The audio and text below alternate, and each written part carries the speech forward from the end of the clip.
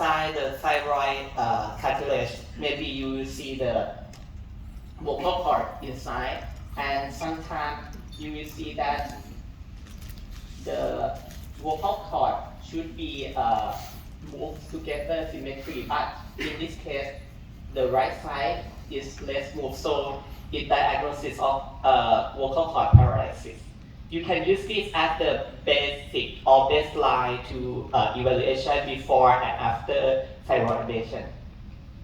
Okay, now let's go to the muscle of the neck. There are three muscle groups of the neck that you should know is one anterior, lateral, and posterior muscle. The anterior muscle neck, including the scap muscle that consists of four muscles, the stylohyoid muscle, thyrohyoid muscle, omohyoid, sterlohyoid muscle. The scap muscle originates for insertion at the hyoid bone, so its function as to replace the hyoid bone and larynx during speech or swallowing.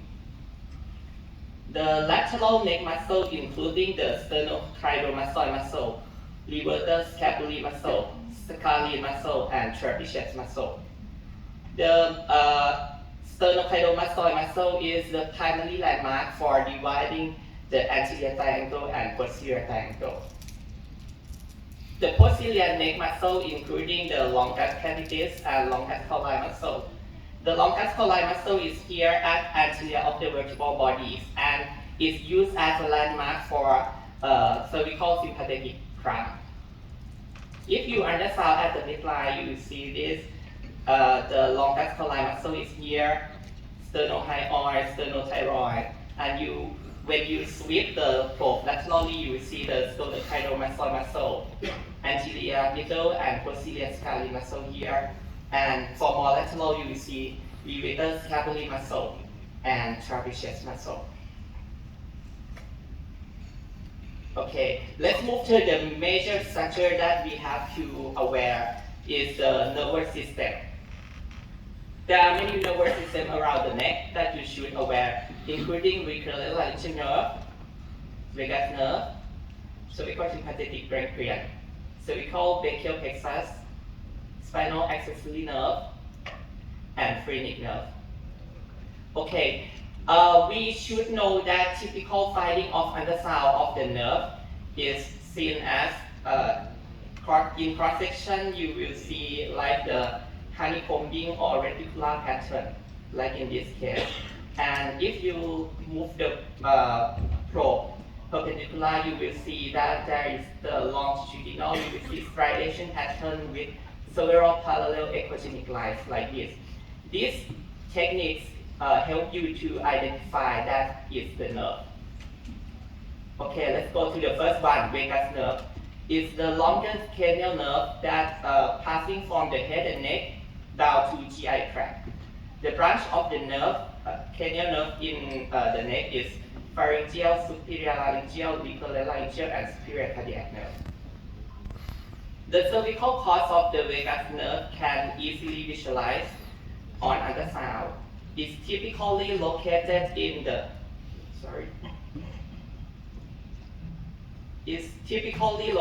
the carotid sheath like this. So you should find the common carotid artery first, and it mostly at the posterolateral aspect like this.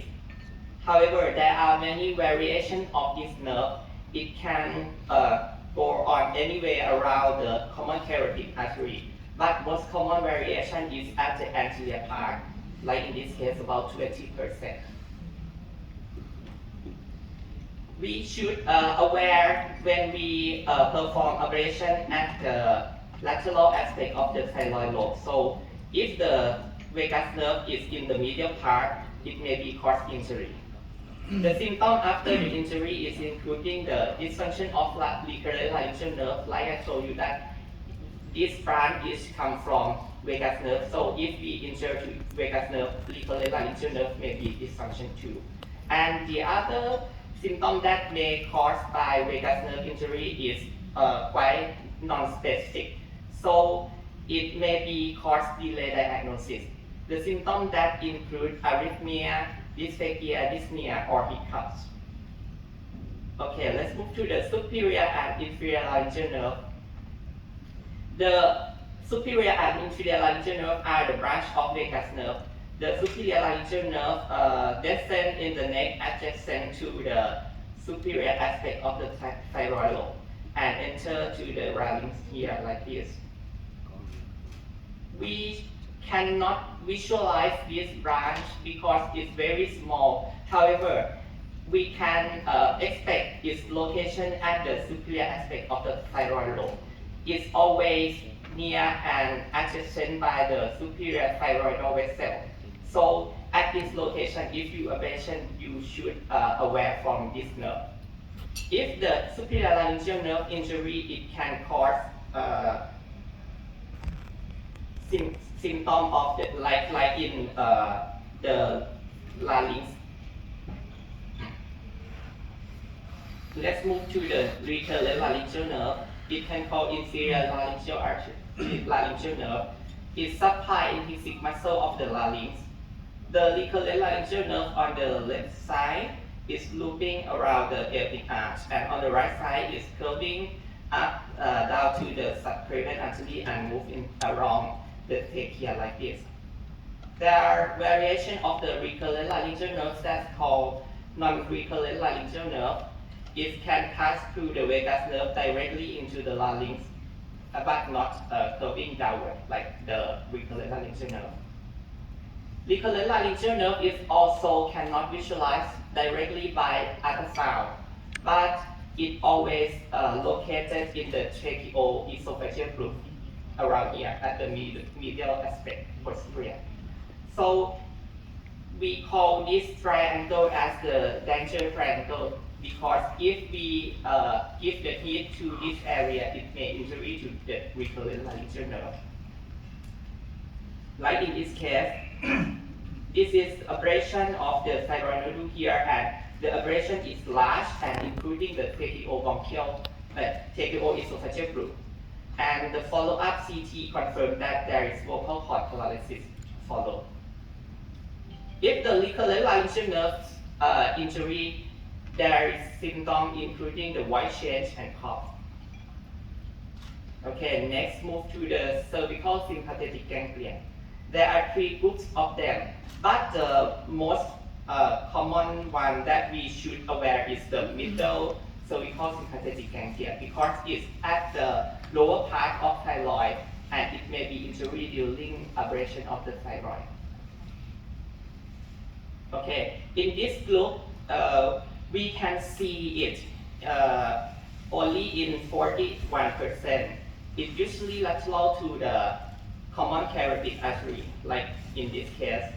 And its location landmark is lie on longus tori muscle. So if you perform the thyroid ultrasound, you should look for the longus tori muscle here.